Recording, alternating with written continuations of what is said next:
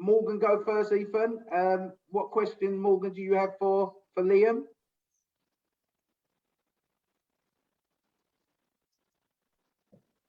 How much training did you do at my age?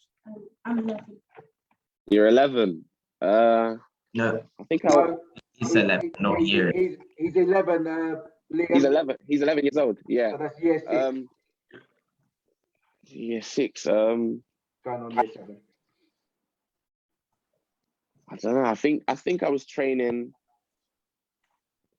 twice a week at the time, but I wouldn't tell you to train twice a week.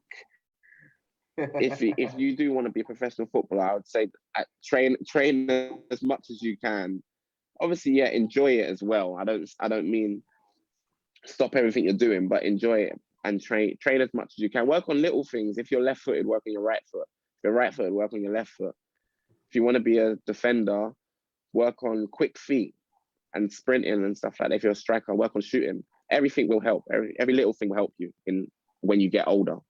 And don't think it won't. And don't think if it's not working now, if you try 1 week and it doesn't work, you're not good enough. Because it doesn't happen overnight. It has to be continuous. And you have to keep on doing it, and then you'll start seeing the progress in, let's say, a weaker foot. You'll start seeing how much better you become at using it. So yeah, I'd say just at your age, just train as much as you can when you have the free time to do so. Obviously, yeah, you've got school as well. So try to have a balance with your schoolwork and your training, and yeah, and ultimately enjoy it. I had another question. What is the most important thing to do in your position on the field if the other team is attacking? If the other team's attacking, so for me, I've had to get into my mind that as much as I like attacking as a left back, defending is my first thing, and that's my main thing. So I've got to be a defender first. Regardless of me wanting to score or try help assist the team, I've got to defend my goal first. So when the other team's attacking, I've got to recover in my shape and be ready for any opponent coming against me. If he's quick, I've got to try to understand my opponent. So if he's a quick opponent, then I back myself and my speed. So I don't mind having a race against him. But if he's a tricky opponent who likes to do skills, then I've got to be a bit more smart about it and put him onto his weaker foot to stop him from being able to beat me. But yeah, that's what I would probably say. Thank you. No worries. I've got two questions as well. What roadblocks have you had mentally during your football life? Wow, that's a good question. There's loads. Disappointment, I think, was probably my first one when I got released by AFC. That was my first one I probably encountered. I've never not believed in myself. That's one of them. I've always believed in myself, and I think that's the main thing. So even after getting released, you always have to have that belief. Other disappointments, when I get dropped out of the team, and when I want to be playing from Saturday to Saturday, but then sometimes the manager doesn't think I'll be suited for the Saturday game, and then he'll drop me out of the team. That's probably a big mental block that happens. That's a regular thing for footballers.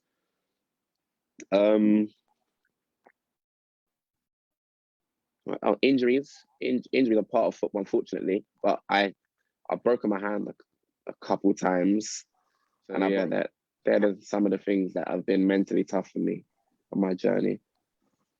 My second question is, I just thought of another one. If I could say that after, but what is it like playing in front of a massive crowd for your team or national team? Dream come true, because it's what you've pictured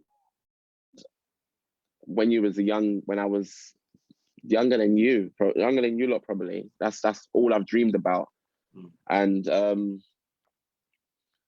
I think it's a surreal experience as well, getting out there. As I said before, I think we played against USA for my country and there were 22,000. It was a complete sellout at the stadium.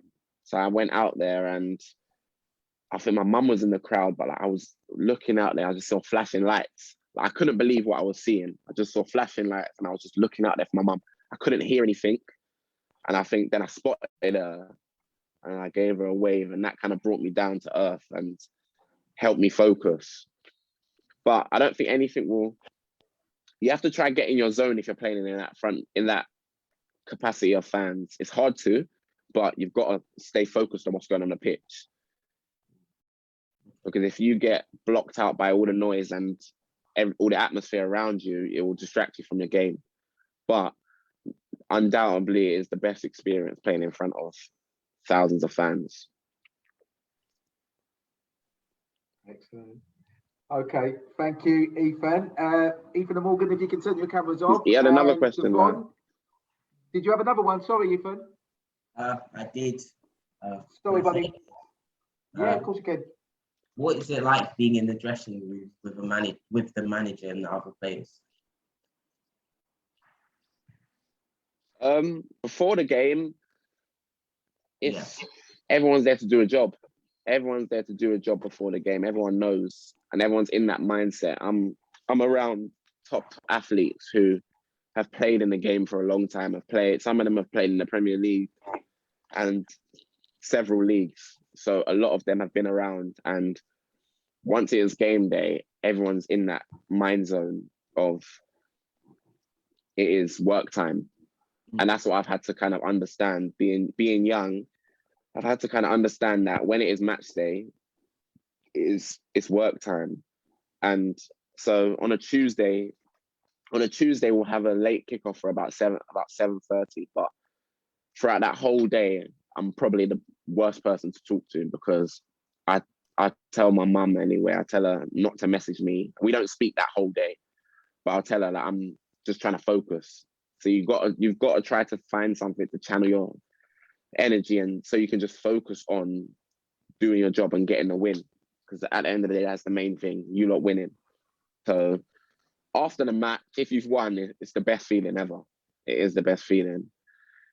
When you've won, the music's playing, everyone's happy.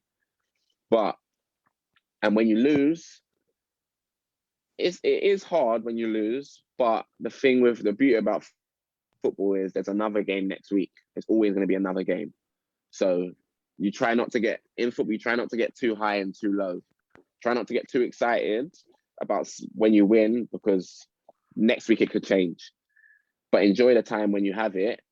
But then when you lose, try not to get too upset and disappointed or beat yourself up about it, because as I said, next week you have another game and you can win that one, and then you forget about what's happened last week. Yeah. So Thank you. Thank you. no worries.